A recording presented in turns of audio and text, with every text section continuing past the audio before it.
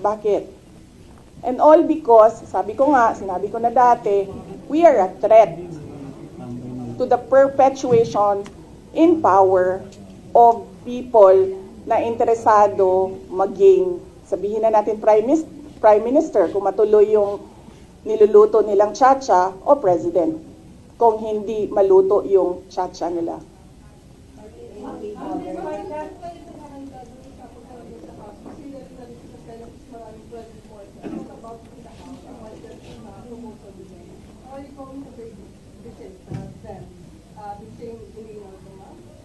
Depende ma'am sa tanong nila. Kung kaloko naman yung tanong nila, di ba dapat kaloko din yung sagot mo? Kung maayos naman yung tanong, maayos din naman yung sagot ko. Nakita niyo naman kanina, nung nagtanong na si Senator Grace Poe, sinagot ko ng maayos.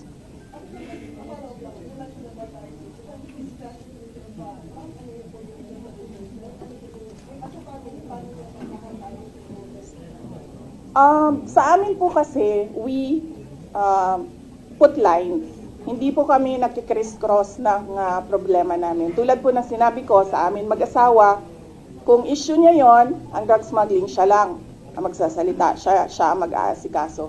Yung issue ko sa confidential funds na tinitira, sa COA na hinahabol, sa impeachment na pinag-uusapan, sa akin din yon. Ganun din kami ni Pangulong Duterte. We have different set of lawyers for ICC. So iba yung nagtatrabaho para sa kanya, iba yung kinukonsulta ko para sa akin. Hindi. Hindi. I'm not at all bothered. I am bothered na gusto nila i-frustrate ang pinili ng mga tao na maging Vice President, all because of power and politics. Pero kung ako lang, ulitin ko lang ha, unang-una, hindi ko gusto tumakbong president. Di ba nga, kaya nung tinanong ako ng magkapatid na Marcos, ni BBM at ni Senator Aimee, kung tatakbo ako, diretso ko sinabi, January of 2021, sabi ko sa inyong lahat, hindi ako tatakbong Pangulo. Totoo yun. Tapos, hindi ako tatakbong Vice President. Kasi hindi naman napag-usapan yon before the deadline of filing of candidacy. Hindi napag-usapan ang pagiging Vice Presidente. Kaya tumakbo akong mayor. Kasi ano bang pangarap ko sa buhay? Maka 3 consecutive terms na mayor ng Davao City. Yun yung pangarap ko. Tapos, pagkatapos ng filing of candidacy, lumapit na sa akin yung magkapatid na Marcos. Sabi nila, hindi kami mananalo kung hindi mo tutulungan kami sa Mindanao at sa Visayas.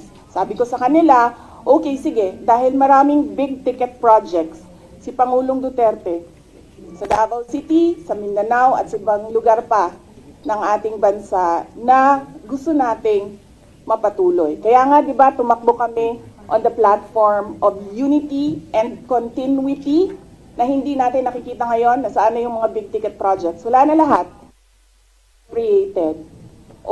So, pagpaalisin nila ako dito or impeach nila ako, hindi kawalan sa akin ang posisyon na Vice President. In the first place, hindi ko naman gusto tumakbong Presidente. Hindi ko gusto tumakbong Vice President. Tumakbo lang ako dahil kailangan mapatuloy yung development projects sa Mindanao, sa Visayas, at sa Luzon. At naisip ko at that time, if I am Vice President, patututukan yung mga proyekto na yon na, okay, wala na rin lahat ngayon dahil unappropriated na sila lahat. Of course not. I do not regret running for Vice President kasi imagine ninyo kung ako mayor ngayon at hinahabol-habol nila ako dahil alam nilang pwedeng tumakbo ito sa 2028. Diba? Diba? So, bakit ko nire-regret yan? Hahabulin nila ako. Alam nyo, kahit matanggal nila ako as Vice President, hahabulin nila ako until the day na maupo sila sa 2028. Ano? Ngayon na. Alam, mahirap sagutin ang 2028 kasi imagine niyo, pagbaba ko dito, nahulog ako doon sa hagdanan. 'Di ba? Namatay ako bukas. Sayang yung paghahanda ko. Sayang yung paghahanda ko dahil ang layo ng 2028. Dapat magplano for 2028 sa 2027 at fourth quarter ng 2026. Wala akong planong ganyan. Yes, ma'am. Wala naman kaming, ano ba sinabi nila, huwag kami matakot. Hindi kami takot. Hindi kami takot. Sumasagot lang kami sa kanilang mga atake sa amin.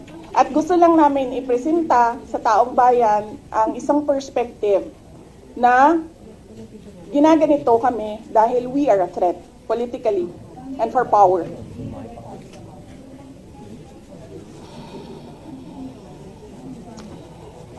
Do I regret helping? Do you want to answer that question? Or alam mo ba ang sagot?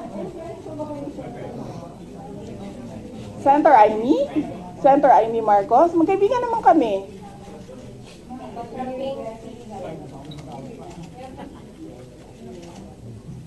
Kasi ganito yun, sabi ko nga kanina eh. Inisip ko na yan eh. Sinabi ko kanina eh. Kung hindi naman ako tumakbong Vice President, mayor ako, hahabulin pa rin ako eh. Hindi nga natin alam kung sinong mananalo nun eh. Kung hindi ako tumakbong Vice President, hindi siya ang President. So likely yung isa ang President. Lalo na yun. Kita nyo nga doon, di ba? Tanggalin daw ang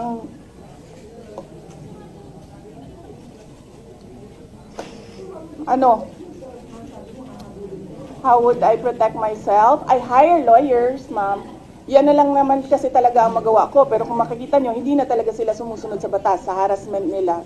So, tatanggapin kung ano yung darating. Kaya sara-sara.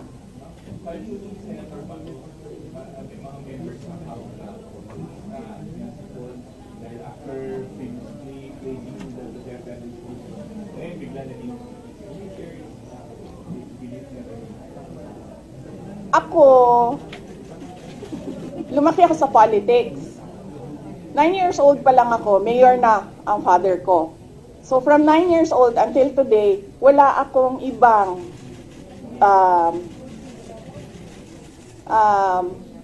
ano ba tawag dyan? Wala akong ibang universe, kundi pag-aaral, nung ako'y nag-aaral pa, and politika, nung natapos na ako nag-aral.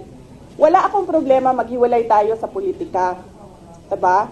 Kasi hindi naman talaga natin ma-define kung saan tayo bukas sa politics. Kasi eleksyon ng ang ating mga public officials dito eh. May eleksyon eh. Kaya hindi natin alam kung saan tayo papupunta bukas. Wala akong problema. Maghiwalay tayo lahat. Diyan kayo lahat. Dito ako mag-isa. Ang hindi ko nagugustuhan ay yung pambabastos. Yun. Pwede naman tayo maghiwalay sa politika eh. Huwag lang maging bastos. Thank you.